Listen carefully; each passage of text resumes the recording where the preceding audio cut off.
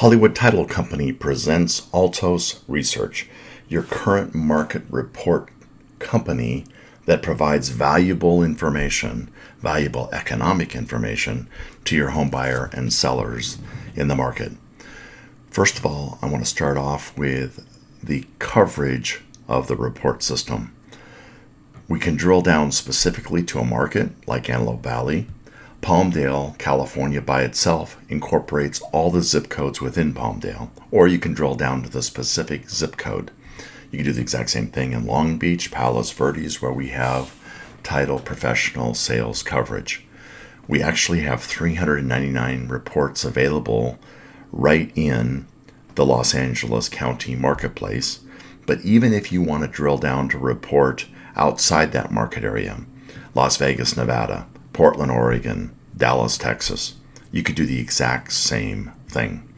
You just need to get connected to your title professional to understand how you can do that. So first of all, let's just talk about economics.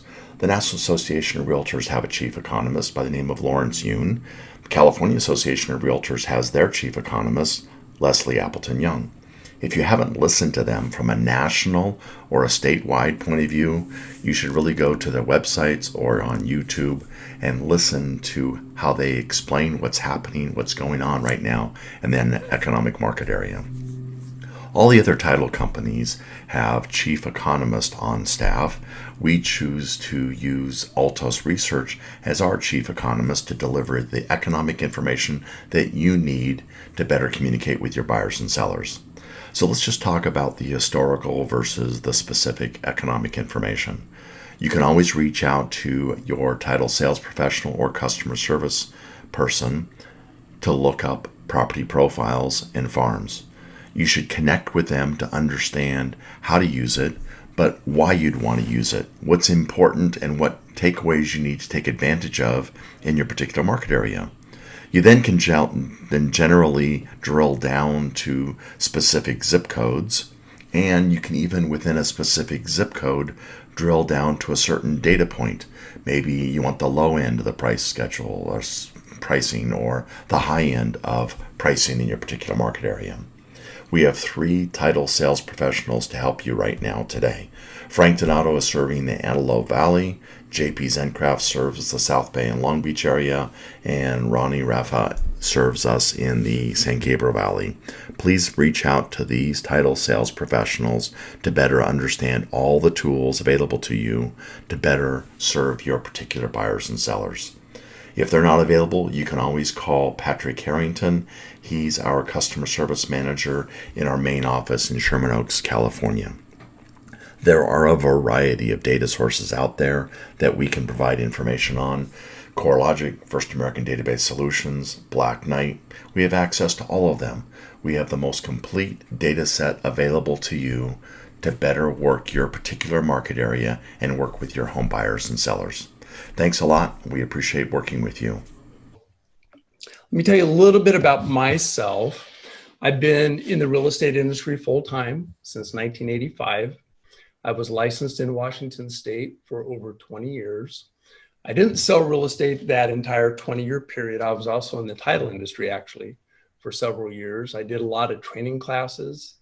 Over a 5-year period, I probably conducted over 1,000 classes. And that was my full-time position. I had 4 different locations throughout King and Snohomish County where I would put on these classes 2 a day, 5 days a week. And so I've got the background of real estate from both the real estate agent perspective as well as the title rep perspective. I've also been part owner of a small brokerage. Again, that was in Seattle. My wife and I ended up relocating, and I ended up getting my license at that new location after we'd been there for about 4 years. And after having my license active there for 1 year, that's when I actually ran across Altos. So I used Altos for 6 years as a real estate agent and found it to really be an incredible tool. I think oftentimes at first glance, people might look at this and they go, oh, well, it's just a market trend report. But there are so many unique ways that you can utilize this report to help a variety of different aspects of your business, not just for listing presentations, but for open houses. If you're dealing with buyers and investors, if you do networking meetings, if you need to nurture relationships, you need to generate leads, all those things can be utilized by simply utilizing these market trend reports. So what I want to do is kind of share with you today. We'll go through the report. We'll talk about some of the leading indicators that we kind of keep an eye on. They help give us a sense of the direction of the market. I'll explain what some of the indicators are and how we kind of figure them, like the market action index. That's the one we'll cover first. And then as we kind of go through this, I'll also kind of share some of the strategies that I use. And keep in mind, if I'm talking about sellers, you can pretty much take the same information and utilize it oftentimes for buyers. Because the two most important things to every seller is price and time, right? How much can I get for my home? And I want it in the shortest amount of time. For most cases, most sellers, those are the two goals that they want. And buyers, on the other hand, they want the opposite, right? I mean, they want to get the best deal they can, but they don't want it to take months and months and months in order to get that good deal. Well, the data might be able to actually help us, one, maybe provide hope to our client, right? Oftentimes in a report, we can see that there's a rhythm to the market. And that rhythm to the market can really help provide, in some ways, hope to your clients. And so right now, with everything that's been going on, with everything being locked down, and we're just starting to open things back up in the United States, hope is something people want. And they're grasping for these things that are real, right? And what our reports do is they give them a current look at the active market and how it's behaving. So with that, let me go ahead and jump into the report here. Let me get my writing tool up. And of course, as you guys have questions, feel free to put those in the chat and I will kind of address those. Generally, I'll address them right away because I know if you have a question, oftentimes it's difficult for us to continue to focus on what's being said until that question is addressed. If I'm going to touch on it later on, then I will let you know that so that it'll put your mind at ease so you can focus on what we're currently talking about. I do want to stress that what we focus on, you guys, is the active listing market. We are not looking at sold data here. Remember, you've got your MLS data. You're going to be able to pull up all the active listings, pendings, and recent sales for somebody's neighborhood, right? This is an additional data source for you. We track some information that MLSs just don't track. And one of the goals that you have typically is to kind of separate yourself from your competition. Well, if you think about it, if I'm a member of your MLS and we're competing for the same listing, you know what? We're coming in with a lot of the same materials. We're coming in with the same comps. We're coming in with the same stats from our MLS.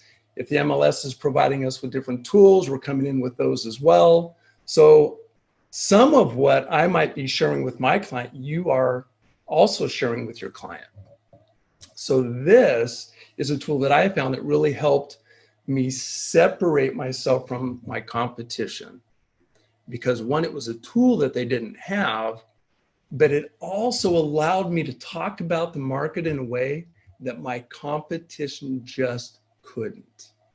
And again, that boils down to the information that we have might not be tracked in your MLS.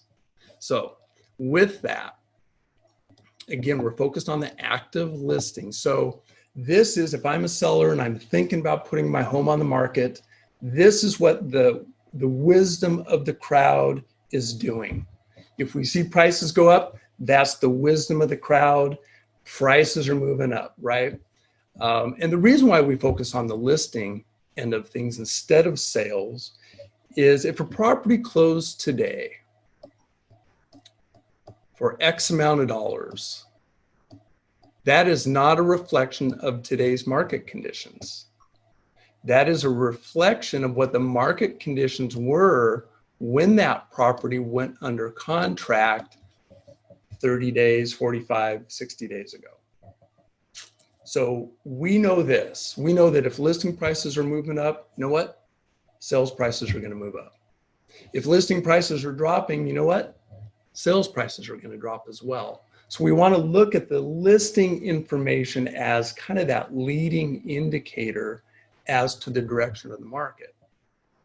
And frankly, all of you control that. All of you control the direction of prices. You guys are the experts. You've got all the research, you've got all the data, but you also know, because you talk amongst yourselves, hey, we're getting multiple offers, right? Oh man, I've had a ton of people coming through my open houses lately. All of that information we consume as agents, and we figure that into the pricing, right? If properties are sitting on the market, we're all talking about how nobody's showing up in open houses, I'm not getting any offers. We all talk about that, and that impacts our methodology when we start talking to a seller about list price, right? We're going to assume, you know what? I think we need to list your home a little bit lower because of the activity that's taking place in the market. Our market action index does something comparable to that. So where if you look at the definition here, the rate of sales versus inventory, some MLSs would call that the absorption rate. And the absorption rate is usually expressed in the amount of weeks or months of inventory that we have. The problem is ours is not just taking the inventory, it's actually taking a variety of sales or demand metrics. So it's not like your normal, your normal absorption rate. We're taking in a variety of demand metrics and the impact that that's going to have on price. So if I'm talking to a consumer, the way I'm going to share this with them is I'm going to say, look, this is our speedometer for the market. And what this tells us is if the momentum is picking up, well, that's going to favor you as a seller, if that's who I'm talking to. And if that momentum continues to increase, that impacts price and it pushes price up. If the momentum is slowing, right, it's taking longer for properties to sell, well, that then brings prices down. And of course, that then begins to favor buyers. That's an easy explanation to a consumer of what this is. This is a speedometer for the market. We're comparing the outside arches today compared to a month ago. If we see this outside arch moving in this direction, just like a speedometer, then of course it means the momentum is picking up. If we see this dial moving in this direction, then that means the momentum is slowing. And if it continues long enough, we will be in an area where the market favors the buyer. Okay. So one thing to look at this chart specifically is we can see here when we compare last month, I'm just eyeballing this, it was probably close to 60, right? But it is actually, the momentum in the market has slowed a little bit over the course of the last month. And we can actually see that reflection here in price. So again, the market action index is going to show us the demand metrics and the inventory and the impact that it's going to have on price. Now, a common question we get from agents is, well, Jeff, so that's great. I understand that, but why is 30 the the dividing point for a buyer and a seller's market? Why isn't it 50? We all like that. We all like those even things, right? Well, think about this. Why do people invest in real estate? It's not because prices go up 50% of the time and prices drop 50% of the time. It's because prices over time go up. The properties appreciate in value. So when we look at this data nationally and then break it down by county and break it down by city and by zip code and even by price range, what it allows us to do is it's allowed us to go, you know what? Prices actually favor sellers 70% of the time, not 50% of the time. And think about that. And you guys know this is true because if you look at pricing charts, they typically go up, they come down, they go up, they come down, and they go up. 70% of the time, the prices are favoring sellers, you guys. 30% of the time, we're going to see where the pricing is actually retracing. The pricing is leveled off or it's dropped. And at that point, that's favoring buyers. So that's the reason why that dividing line is 30, because remember, we're measuring the activity in the market and the impact it's having on price. And that's kind of key to this. It's not so much the impact on inventory. It's like the absorption rate. This is the impact on price based on the energy, the activity that's taking place in the market. So that's kind of the market action index and what it can show us. So oftentimes we've got some really, really strong agents. They're doing several hundred transactions a year. And what they'll often do is they send this report to their active sellers every week.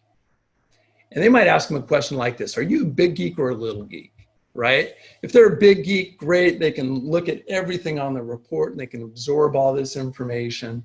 But if they're a little geek, really what you might tell them is, look, you don't have to look at these statistics, but I do want you to focus on one thing, and that is the momentum in the market. Because if we see this moving in this direction, you and I are going to have a conversation about price, because the momentum is slowing. And we want to be ahead of the curve. We don't want to wait until all of our competition reduces their list price and then we reduce our list price, because now the pricing is all even, right? But if I reduce the list price earlier, their property stands out as a better deal. And that then helps me get more foot traffic out to their property, which increases the likelihood that I'm going to get an offer that at least I can work with. So that's kind of the market action. Hey, Jeff, real quick, and one of the questions we're getting is how recent is the data? Maybe you can just cover real quick when you guys pull the data. Where I know you talked about where it comes from, but when do you pull it and when do the reports go out? Yep. Great question. So what we do is, if you take a look at this, this is a 16-week trend line, and our data is updated every week. What we do is we pull the data, it's Saturday through Friday. And the reason why I point that out is if you mouse over this, you'll actually see the date, and the date is every Friday. So you can see those historical numbers by mousing over these spark lines. The data, so what we do is we've been doing this, you guys, since 2006. We track over 100 million properties across the US every single week. So Friday, we've gathered all this information. On Sunday, typically Sunday, maybe later in the day, Sunday, all of the charts, all of the data is updated. So every Monday morning when you come in and you look at this market trend report, from Hollywood Title, you're going to see the most recent data for, the period that we collect. So, we have all the weekly data right here. These are the weekly numbers. That's what this black dot represents. We can see what the trend is here for the last 90 days. We can also scroll down here where we have a 3-year historical look at what's occurred in whatever area we're looking at. And this, of course, is broken down to also by week. And we'll come back down to that, and we'll talk about that in a little bit. Getting back up here, a couple key things to kind of look at, and what I always did with my clients, and you might choose to do something different. Again, part of my goal is to separate myself from my competition. I also want to start setting expectations, right? Again, if it's a buyer or a seller, I want to start setting expectations about the market. Before I even talk about the list price range, I know they've gone on to Zillow, right? They've got a Zestimate, and they think their home is, probably worth this up here. This is their Zillow Zestimate. And I might know what that number is. I might not, but it really has no bearing on what I'm going to recommend for a list price range for them, because I've done my research. I'm the professional. Zillow has proved time and time again it's not accurate. Even the CEO of Zillow, who listed their home recently, did not list it at their market price of his home, right? So even he said that it's inaccurate. So that's a pretty powerful statement, right? Coming from the CEO of Zillow. So what I want to do is I might tell them, you don't necessarily need to pay attention to these particular numbers. What I want you to do is I want you to focus on the trend. What is the trend telling you? And the reason why I say that is we can see the discrepancy in price. It's almost 3 million down to $500,000. Huge price difference, right? We can see what the median value is. But if I'm a client and I've got a $2 million property, I might look at this and say, well, that doesn't impact me. Well, the median value might not, but we want to take a look at what is the trend for the market, because the trend is a reflection of all your competition. And so I want to be able to share that with them. Now, some of these keep an eye on, some of the key statistics that we keep an eye on is this one right here. Most MLSs do not track this. This is telling us that 30% of the active listings have reduced their list price at least once. Now, when I am talking to a seller, they've got their Zestimate. When I throw a statistic out like that, what I'm subtly doing is it's actually beginning to create a little bit of concern about that Zestimate that they've got from Zillow.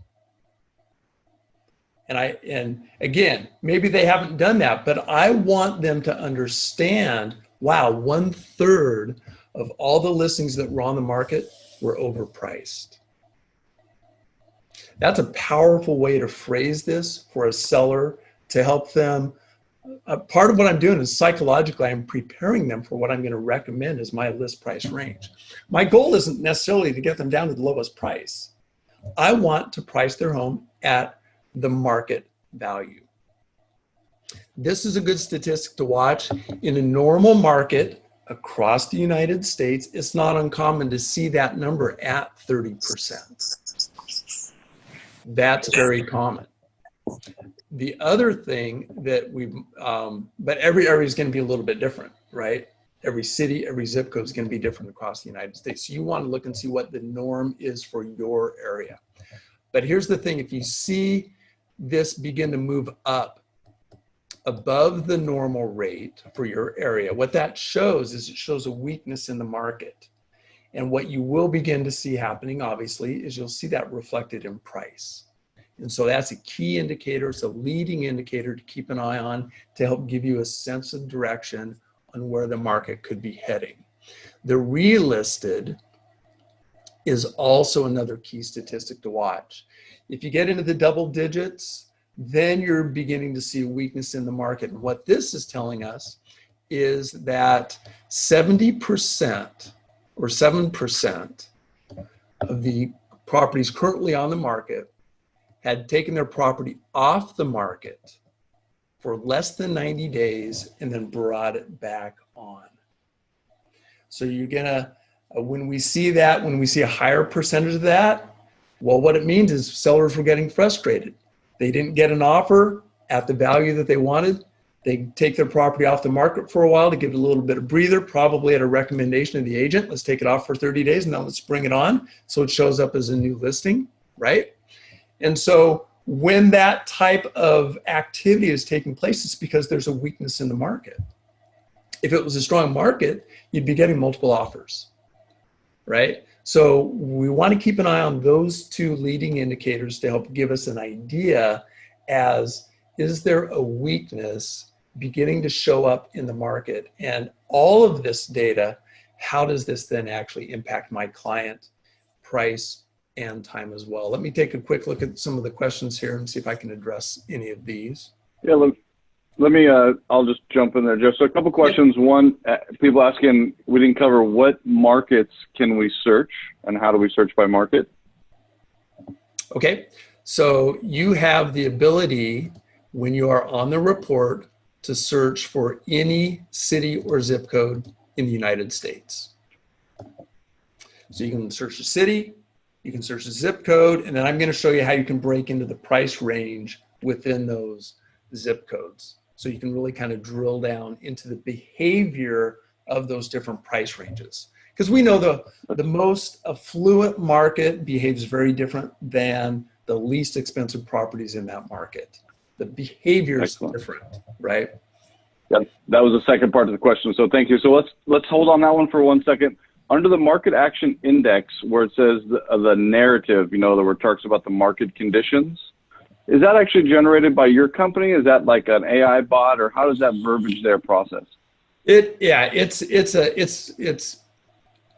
you know, it is AI because the ratings are really based, you know, the ratings determine what language is going to be put into there. The language itself has actually been predetermined, right? It's been pre-written, but what's going to be displayed is based on whatever, you know, market action index number is being shown. Sure. So it's an aggregate kind of description of all the data points. Yes.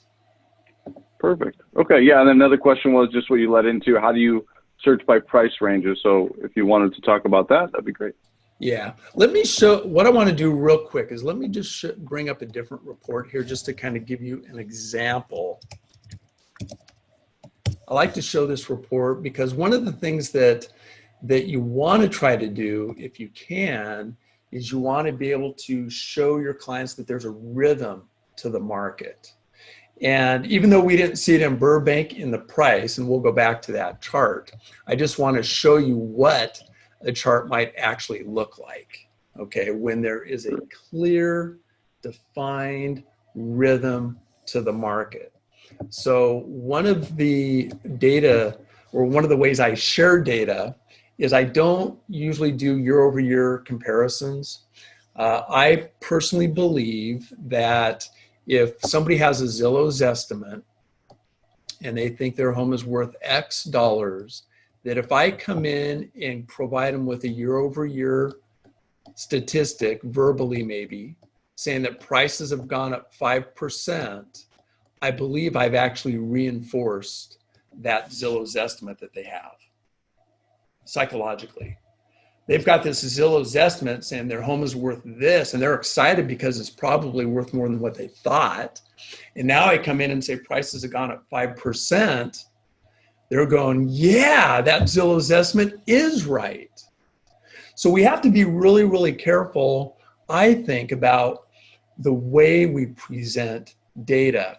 And here's what a consumer also does.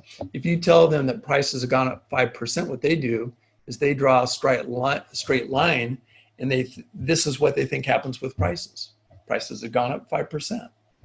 But the reality is, what happens with prices is prices tend to do this. They go up, they go down, they go up, and they come down. And they continue that pattern. And so the problem with saying something like this is, are you actually in an uptrend at the time when you're going in and doing your listing presentation? The end result, the year-over-year result might actually be 5%, but are the prices actually coming down a little bit right now? Right? So that's part of the danger of using those year-over-year statistics without actually giving them, the context of that 5%. So I wanted to actually tell my clients and show them the rhythm of the market and how it impacts price and time for them. And here's the other thing too, you guys, if I say it, they can doubt it. But if they say it, they believe it. And so part of what I want to do is when I shared my data with my clients, I would draw some lines like this. I would say we're looking at the median list price. We can see obviously prices are moving up here at $25,000 increments. Now tell me this. What is happening with prices every January through April? And they'll say, well, Jeff, it looks like the prices are moving up. And I'll say, you're absolutely right. What's occurred in that moment, there's actually been a shift, a psychological shift in my listing presentation. Instead of me telling them things, they're actually telling me something. And what happens with that is they're going to get the answer right because I'm actually drawing the arrows pointing up, right? There's no way they're going to say, well, prices are going down, Jeff, right? They're going to say prices are going up. And I want them to feel good about my conversation. I want to essentially empower them with information that they did not have about the market. I want them to have a better understanding about the market and how it impacts price and days on market. Two of the most important things for them. And when I can do that, what I'm doing is I'm building rapport. I am building credibility, and I am establishing a higher level of trust with them than the agents that I'm competing with. And I say that, you guys, because I've had sellers tell me those exact things. If I can educate them, they then have the information to make the best financial decision for themselves and their family. That's my goal. And if I do my job right, you know what? Their trust in me is going to skyrocket above the other agents that they've interviewed. And hands down, I was winning 90% of my listing presentations. And a lot of it had to do with the way I was sharing this information with them so that they understood, again, the rhythm and the impact it has directly on them. So with that being said, if I'm talking to them and I know I'm going to come in with a price range, if I see a chart like this where prices are moving up, of course, I'm going to recommend that we list it up at the higher price range. And you know what? That is logical. So here's the other thing I've done, you guys. By educating them, I've removed emotion, some emotion. When we talk about money, people get emotional, right? People get emotional about money. What I want to do is I want to try to remove some of that emotion. And the only way I can do that is to replace it with an understanding about the market that they didn't have and the impact on value. And at the same time, I sound like the absolute local expert. And there's so many things that are happening when we can share this data in a simple way that they can tell us what the chart is showing, and then I can reflect back how that impacts time and money. Okay, if of course I see something like this where the prices are dropping, then when I recommend that I'm going to recommend this lower price range, it makes sense to them. I don't get any pushback because it just is logical to them now. They have an understanding about the market they just didn't have. So it's really, really powerful. And there's a variety of different ways that you can kind of share this information, but that's just a strategy that I used. It was very effective for my personality and the way that I like to share information. I love to teach people how, information, right? And so it was just a natural way for me to kind of be able to share this information with my clients. Now, how can we dig into the data? Jeff, real quick, if I can jump in, I got one quick question. I just want to clarify. I think I know the answer, but the question is, what's the time period for the price decrease and increase? I believe it's that 90-day period. Is that correct? Well, so what we're looking at, are you talking about the chart, like the chart we're looking at right now? The difference between, yeah. So for example, we have this 7-day, the dashed line, and what that's doing is this dash line here that we see, this dash here, that's 1 week, this is another week, this is a different week, this is another week. Every dash on here, unless it's a really steep drop like this, every dash represents 1 week's worth of data. This is showing us the historical data points for that 7-day. That's what I tended to focus on when I was talking to my clients, because this is telling us, hey, this is what's happened. We can see here over the last week or two, because it's so steep, it might be 2 weeks. We can see the last 2 weeks here, prices are moving up. Okay, that's important for my sellers to understand, right? Whereas this trend here is maybe kind of the 90-day is showing that it's kind of starting to level off. So let me kind of explain the difference between the two. The reason why the 7-day is moving up and down more dramatically and more frequently is because it's literally taking just a week, each week's worth of information and plotting it, right? Sure. The other one, the 90-day is, and I'm going to hide the 7-day just to kind of show you that you can do this. The 90-day is actually taking 90 days worth of information and averaging it and making a line here. We just connect the lines, right? And then what we do the next week is we grab that new week's worth of information, we drop off the oldest week's worth of information, right? So 83 days of the data is the same, right? 90 days, we drop the oldest week off, we're adding the new week, 83 days of the data is exactly the same. So keep that in mind, because what that means is because we have so much the same data, the line's gonna move at a slower rate. Does that make sense to you guys? Can I get a head nod from y'all? Okay, so that's the power or the difference between the 7-day and the 90-day. And so oftentimes what I want to do is I'm always going to be looking at the 7-day. And then when we dig into some of this data, it shows us the 90-day trend line. And I'll show you guys how some of that information can be accessed. So over here, you know, we might see a peak here. Then we see the peak here on the 90-day. There's a lag time peak here. There's a peak here. This peak here is kind of represented right here. There's a lag time because remember that 90-day is taking all that repetitious information from week to week, and it's just going to move at a slower rate. So that's the reason why I focus on the 7-day. It's going to get me a more a better glimpse at what's actually being represented right now in the market. The other thing that you can do in this, if you wanted to just look at, hey, well, what's occurred in the market since January? Well, we can actually zoom in on this simply by left clicking and holding in here. It's zoomed in.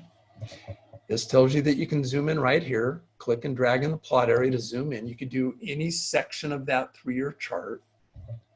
And we can see here right around the middle of March, this is when a lot of the US went into lockdown, prices peaked.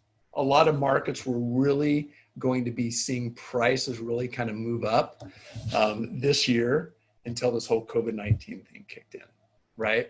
Prices peaked. We saw prices begin to drop over the course of the next 3 to 4 weeks. Then we've seen prices kind of flatten out. And in a lot of cases, prices are just starting to move back up. Okay. And I think that's what you're going to see in a lot of areas.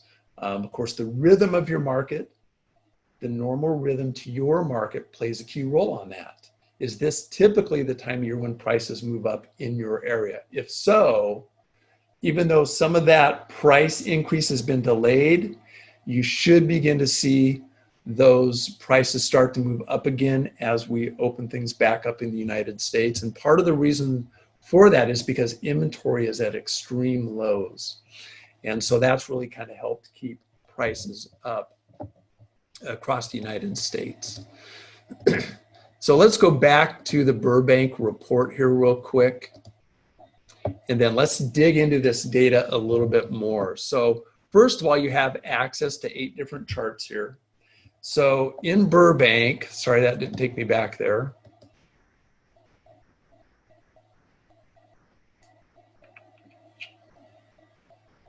Come on, Burbank, pop up here. All right, I'll just type it in here.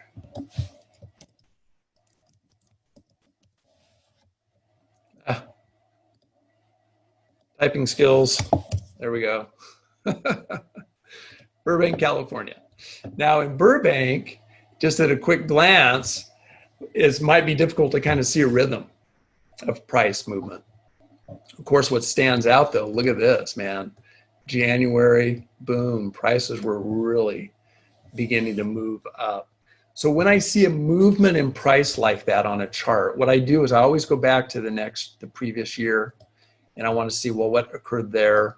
I want to go back to the previous year. That was right here, right? To see if there's a pattern. I'm looking for a pattern. That pattern doesn't have to repeat itself, but oftentimes it's going to. And a lot of that has to do with the seasonality of the business in your area. So if I don't see the rhythm in the price like this, the next thing I'll look at is I'll come up here and I'll look at the days on market.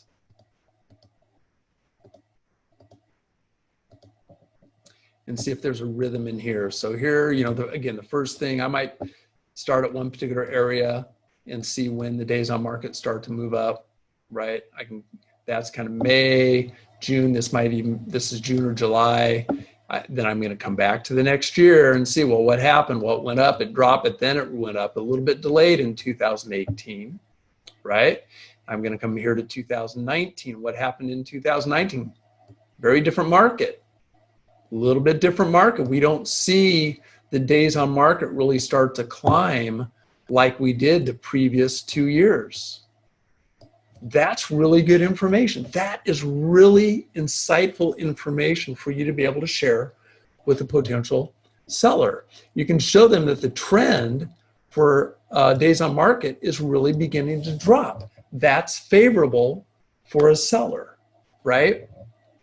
So information like that can be really, really insightful. Let me show you one other thing, then we'll dig into the market segments. The inventory is another good place to look at rhythm. Are there times a year when inventory increases? Now, there's 2 reasons why inventory increases. It increases, one, because the market has slowed down. But inventory also increases in most cases, at least for a while. You will see increases inventory increase during the high season. So generally what happens during the high season, you'll see inventory increase. There's a lot of optimism usually during the high season. So that optimism translates to higher prices, right? And so it pushes prices up. And then at some point, if inventory continues to climb, at some point, prices will start to peak. And then if inventory continues, we begin to see that typical supply-demand curve, right? The impact of supply and demand. So let's take a look at how we can dig into this data a little bit deeper. So let's go back to the price. I'm going to click on this market segment box right here. And this is displaying 4 different colored lines. I'll explain what they are. First, we have this top one here. That's this first group. That is the most expensive listings. And again, we're looking at the 90-day, so you want to keep that in mind. That first group is represented down here. Remember, I checked the little box that said market segments. Well, that's what we're looking at, market segments down here. What are the market segments? The market segments is the inventory. In this case, let's just say the inventory is 60. We've sorted that inventory from highest to lowest price. And then we've broken. I think we're losing a little bit, Jeff. Yep. Oh, just pause 1 second. We lost your audio just for a moment. Oh, okay. I'm not getting You're any good. kind of that's weird. I'm not getting any kind of an indication here that that's occurring. We're good. Okay, so the market segment area down here will help us identify what these. So here's like group 1, group 2, etc. Group 1 is represented here. That's this blue line. Group 2 is represented here. That's the teal line, etc. So typically what I would do with this is what I would recommend is when you're preparing for a buyer or a listing presentation or a price reduction or something like that, an open house, you want to come in and you want to look at the market segments and identify where your client falls, whether it's a buyer and their price Give me a second range. to catch up. What's that? Sorry, we just keep losing you just for a second. No, Okay. he's good. He's good, JP. Keep going. Okay. So what we see here is I identify, and I'm just going to use this as an example. Let's take group number 2 here. This is maybe where my client's property falls in, or maybe my buyer's price range. This is showing me the activity that's taken place in the previous week. Remember, we update our data every single week. And we can see the cumulative days on market over here. Well, that's good. So I got a little bit of information about the property characteristics, etc. Well, let's take a look at the current trends within that particular price range. So I want to get rid of the noise that's taken place here. And I can do that by clicking on the label name. And this hides those other market segments. Now, when I'm talking to my client, I showed them the city, maybe I showed them the zip code. Now I'm focused on their price range. And now it becomes even more specific to them. Again, I'm focused on the trend. I have my MLS data for their neighborhood. This is simply used to help prepare them for what I'm going to recommend as a list price, right? But it's going to help me dial in that price, okay? By focusing on what the trends are showing us. So I can see this here. Of course, I can come in and I can look at any of these statistics this way, the days on market, right? Inventory, price decrease. How many in this price group have reduced their list price? That might be an interesting statistic to see. 30% in this example of the sellers have reduced their list price. So the interesting thing about this is we can see, look at how this chart has behaved here with price, okay? And we can see a couple of different peaks back here in May and back here in May. Price peaks right there in May. That's a good note for you and your sellers to understand. If you're listing their home in April, that's really relevant information for them to know. The prices typically begin to drop in May, right? So again, setting the right expectations. Now, what I'm going to do next is let's just compare this to the most expensive group. Let's just see how the markets behave in different price ranges. A little bit different, right? Here we saw the peak of price was actually in March instead of May for the most expensive price group. 2018, it was about the same. We see a very similar trend over here though, the same shape of the chart. That's kind of what I'm focused on. But you will notice the dynamics of timing might be different based on the price ranges when different things occur, right? Here we can see again the timing when the prices peaked was a little bit earlier in this particular price range, a lower price range than what we saw when we were looking at the second one. And then the lowest price, you can see though, all of them tend to have kind of the same shape. This one, look at this though. This is interesting. The lowest priced homes have actually looked like they've leveled off price-wise. The others all showed this similar type of an arrow, that similar type of a rhythm. Very interesting, right? That's the kind of information that allows you to speak about a market that I guarantee you your competition just can't do. I know what the heck I'm talking about, and I can convey that information by talking about little things. I don't have to spend a lot of time on this. We're going into really good detail with this, you guys. We don't have to do this. I could do some of this maybe in 5 minutes with a client. I don't want to bore them with a bunch of statistics. And again, I don't want to just be telling them everything. I want them interacting. I want them engaged. I want to ask them questions. Now, what do you think about this? Let's have some conversations, some dialogue so that it helps me close the deal, right? So that's how we can dig into the market segments to make sure that our data is more specific to our client. And then of course you have the option up here. When you dig into the data like this, you can choose a single page report, and whatever chart is displayed on in that 3-year chart area, even if you've zoomed in, it's going to be displayed in a nice one-page executive summary. You can't manipulate what's in the top. You can't change the market segments, but whatever you have displayed in here is what's going to be displayed on that one page. Fantastic for open houses, you guys. Great for listing presentations. If you're doing any type of direct mail pieces, if you're hoofing it, right? You're going out and door knocking, right? It's even really good for those types of things to be able to provide a nice handout to somebody. JP, are there any questions that I need to kind of address here right now? Yeah, thank you for pausing. Actually, one thing you mentioned when we talked before about how you would use this on the back of at open houses, either on the back of your flyers, one for buyers, one for sellers. I thought that was a great idea if you want to point that out. Yeah, there's a couple ways that I can use that. So typically if I was doing an open house, I might actually have 4 different pages out in plastic sleeves, right? So people know they can't take them. And here's the thing, when people come through, sometimes they can be a little tight-lipped, right?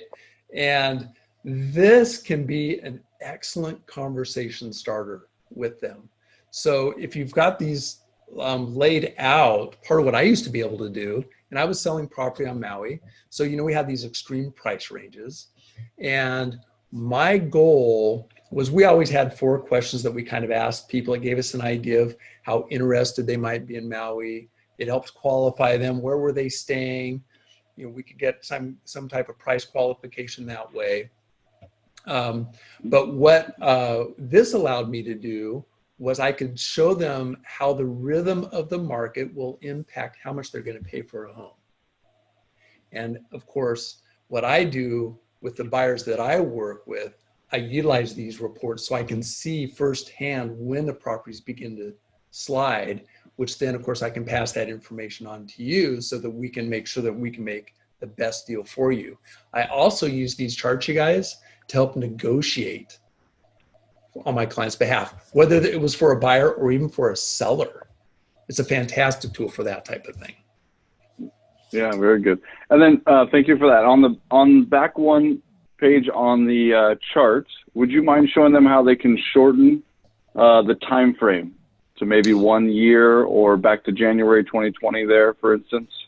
Yeah, so the easiest way to do this, you guys, is we have just a simple little instruction here. It's very easy to overlook.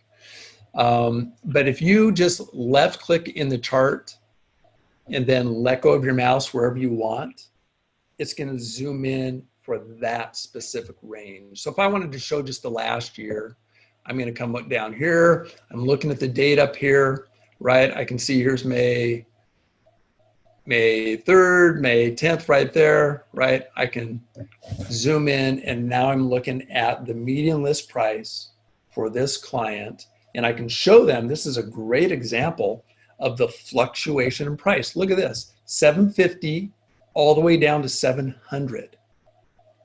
You know, that's a huge drop in price, you guys. And then of course it went back up. But when that seller decides to put their home on the market is absolutely critical to how much I'm going to be able to get them for their home and how long it's going to take for me to sell it. And this, they go, yeah, I get it. I get it. And can we move that chart back farther than the year or the 2 years, 3 years that we see there? Great question. Now you can't on this particular chart. However, Hollywood Title, because they're a subscriber, they can come in here, they can go to Burbank as an example, and they have access to an advanced chart area. And this allows you to actually kind of create your own charts. So it's really, really slick. You can put in a start time and an end time, so you can really fine tune this. If I wanted to go back to 2008, let's just see how far back it goes here. Wow. I'm looking at the 90-day. We're looking at just the median list price. And I've got both of them checked there. There's just the 90-day that's going to be displayed now. So we're going all the way back to May of 2008. We can see the bottom of the market. We can see what's occurred with prices. The nice thing about this, one of the nice things is, one, you've got 30 some different stats in here for different measurements, but you can overlay different stats on that chart. So if you're trying to show supply and demand, super easy to show that. If you wanted to show not the collective group, but you wanted to focus on just the bottom price range, here you go, right? You can get in and you can do it by market segment as well. And then of course, these charts can be downloaded and saved. So Hollywood, Hollywood Title has access to this to generate these types of reports. And am I correct in saying as well, when we say embed, just for the non-techie person, we could take that and put that on like a page in their website and it'll update in real time? Is that correct? Yep. So what's going to happen is you copy this code, and as long as you have the ability to like post a YouTube video, right? When we post a YouTube video on our website, there's code that you copy and it embeds it on your website, right? Embedding simply means it's going to show up on your web page, but the video is actually being pulled from YouTube, as an example. And that's the way this works too. You copy the code, you put it up on your website, and when this image is updated every week, because the image actually resides on our server, that image, even though it's displayed on your website, is going to be showed up as updated every week. Awesome. Great. I think, Scott, I don't know if you want to jump in. We got about 2 minutes left. I think I've covered all the questions in the chat. If there's any last questions, if anybody wants to post them now, we'll go ahead and address those. Yeah, thanks really a lot. Appreciate everybody's participation. And thanks for drilling down and get together with JP to look at your Long Beach market, get together with Frank to go over your Palmdale, Lancaster markets and drill down. It's good information for you to use, obviously. Arm yourself with the data, not only the property profile data, the farm data, but use these tools as well.